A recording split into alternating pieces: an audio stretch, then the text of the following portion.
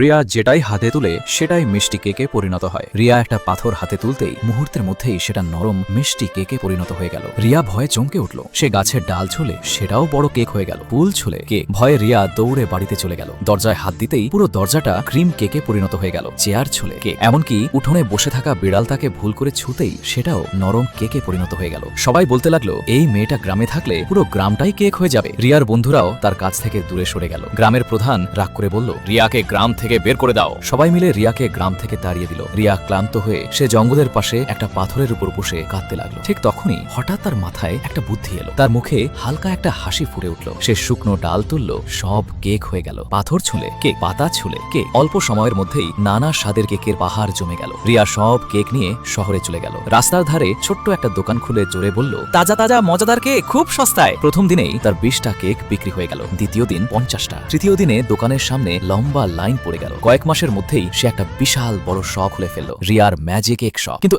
এক রাতে রিয়া তার বড় দোকানে একা বসে কাঁদতে লাগলো। কারণ তার কেক বিক্রি হয়ে গেল, কিন্তু কেউ ভিডিওতে লাইক আর ফলো সাবস্ক্রাইব করলো না।